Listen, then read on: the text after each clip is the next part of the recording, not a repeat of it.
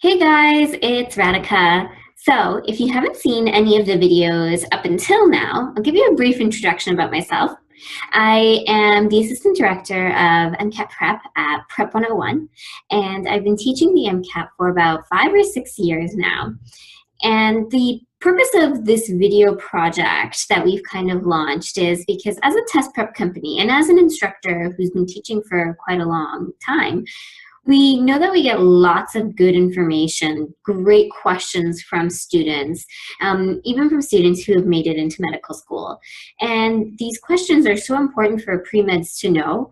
And what we've realized is that the information is really hard to find. It's obscure and it's not widely available. So we kind of got thinking and we sat down and we said, hey, why don't we create a video series to disseminate all this information so that it's available for people out there to know. And that's the whole purpose. We're not trying to sell you anything. We just want to pass this information on so that it's available to you so that you can start gearing your journey to medical school in a certain way that's going to be beneficial and it's going to yield certain advantages. Okay, so in today's video, we're going to continue talking about med school prep, specifically the MCAT. And what we're going to talk about in this video specifically is just what makes the MCAT relevant first, and then second, how it tests certain skills that are important for medical school or future physicians. Okay, so let's get started. Okay, so what does the MCAT test? Now, when a lot of students start studying for this exam, they approach it as they would any undergraduate exam. They start reading textbooks, they start going over notes that they've taken in class or notes that they've made from their textbook, and they start memorizing the information and then doing some practice questions. And most students are under the belief that if they continue studying for this exam in the same way that they've studied for their undergraduate exams, that they'll be fine and they'll do really well on this exam. Now, huge disclaimer there. That's not the case at all. You cannot approach this exam and studying for it the same way that you approach your undergraduate studies. And should you, you'll very early find on that you won't do well on this kind of exam. And the reason is because this isn't an exam like your university level exams. This is a critical thinking exam. It tests critical thinking skills, which most of your university level exams do not.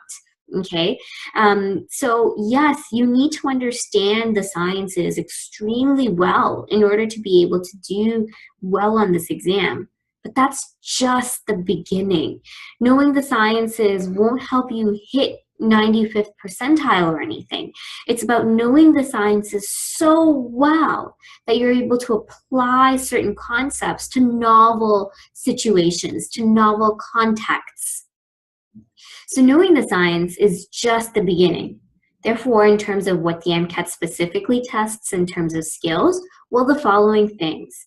It tests critical thinking, problem solving, scientific knowledge.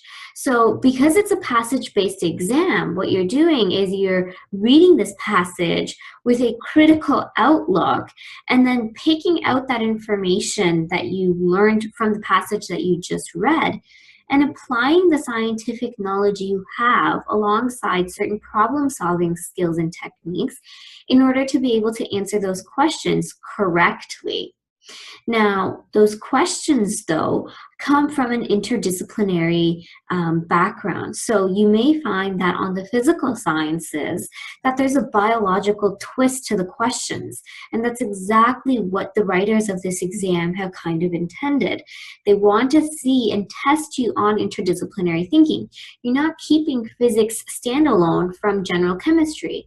They will really want to see that can you merge all the sciences together? Can you think in an interdisciplinary term? Because this is what you'll be doing in the rest of your life, for the rest of your life, should you become a successful physician. They're testing reading comprehension. They're throwing passages that are dry, that are full of detail, full of information, sometimes numbers and statistics, formulas, equations. And they want to see if you're able to pick out the right information while not getting bogged down by the detail. At the same time, they've put such a time constraint on it, a severe time constraint, that you have to read this passage and get through the questions in a certain amount of time that isn't very lenient, or it's not very lofty on your side. And while doing so, you have to make sure that you've got the mental stamina. So I'll tell you about the layout of the exam and how long it is. But if you don't have the mental stamina, you will not make it through the completion of this exam. And in order to make it through, you have to keep yourself composed. If you had a bad passage, if you had a bad section, you have to know that's okay. It happened, it's done, I have to keep going. I have to answer the rest of the questions on this exam. And it's funny, and maybe it's not actually, this exam is designed to test the skills that would be very, very important for you as a physician, and important for you in medical school. So it's actually a very good yardstick by which to measure how well you'll perform in medical school, but even further beyond medical school and as a practicing physician. So how is the MCAT relevant then? Because I keep telling you these skills are related. Now, one of the reasons it's extremely relevant is study after study for very many years has kind of shown that the best predictor of success as a physician is your MCAT score. So it's not your GPA, it's not the type of extracurriculars you were involved in, it's actually how well you did on your MCAT score as a predictor of how well you'll perform and how successful you'll be throughout medical school and as a physician. Okay, so here's what I've got for you then. On the left in the purple, what you'll see is the type of skill that the MCAT tests. And on the right, what you'll see is how it tests that. So you may ask yourself, how is problem solving, or being able to have good problem solving skills, relevant to doing well on the MCAT? Well, that's because problem solving skills are very, very essential to patient management. So I'll give you an example here.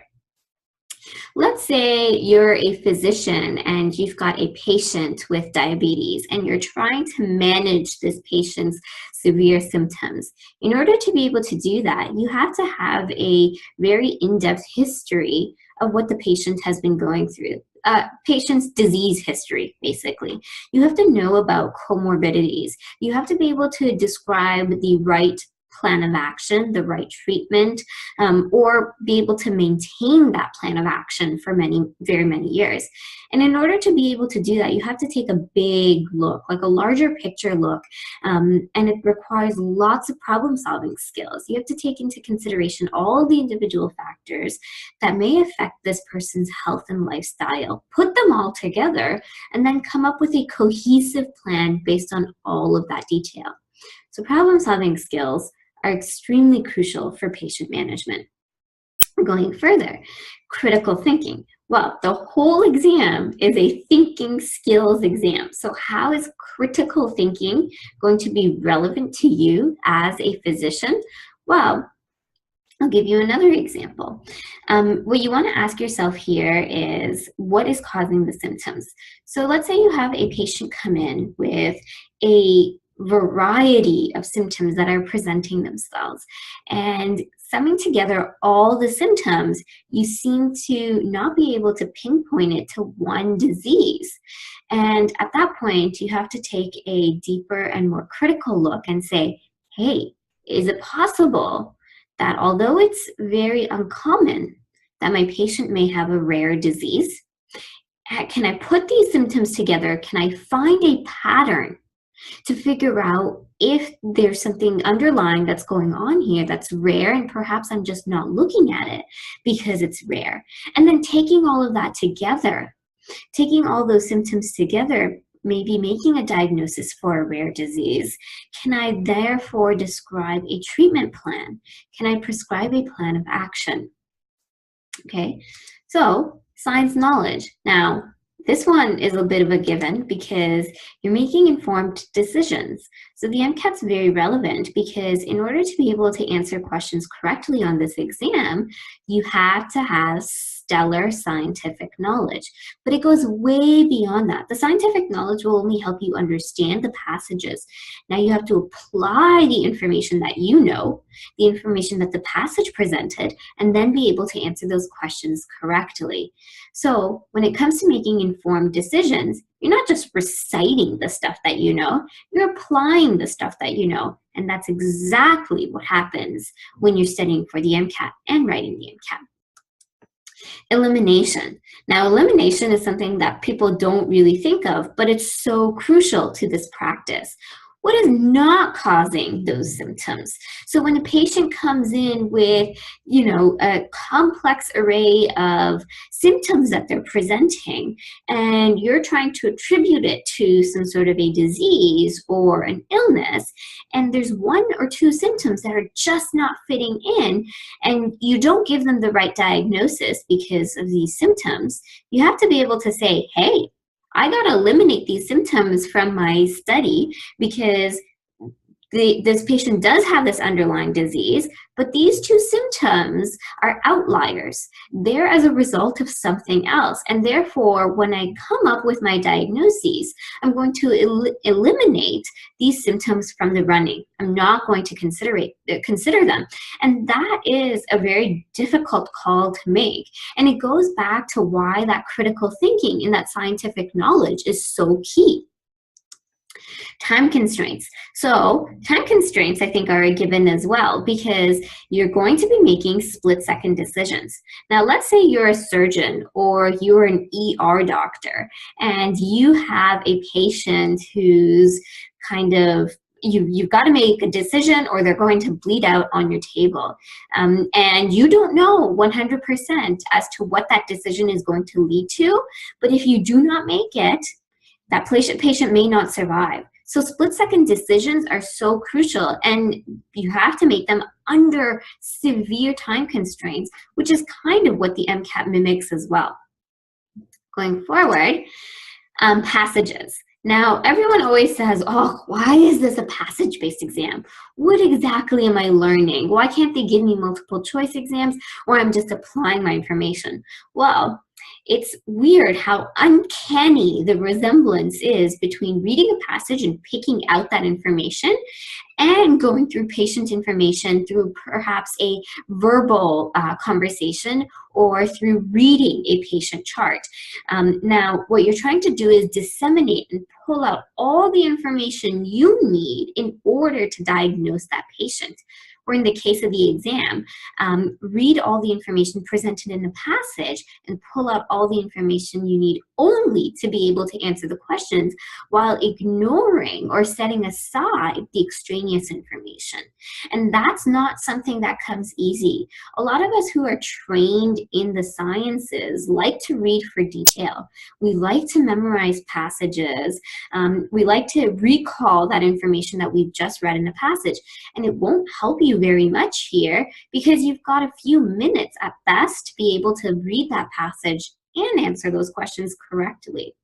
So going through this dense information only to pick out key pieces of information that are important to do your job is exactly what those passages serve to do. So this is what the MCAT tests. I've gone over some of the factors that are relevant, factors that are going to present themselves on the MCAT that you're going to see in medical school or in practice as a future physician.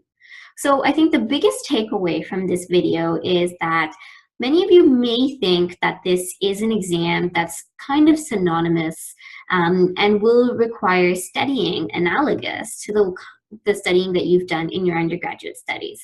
So the first piece of information that I want you to take away from this video is that's not how it's going to work. This is a critical thinking exam.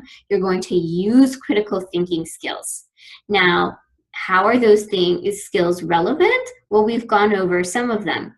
And the second piece of information that I want you to take away is that the skills that this exam tests are not arbitrary. This exam was made and created to test skills that will be relevant as a future physician. So it's a yardstick, a great yardstick by which they can measure your performance on this exam versus your performance as a future physician or as a med school student. Well, anyways, I hope you've been able to learn some pretty useful information from this video, and I'm going to conclude it here until next time, where we'll continue talking about the MCAT. See you soon. Bye for now.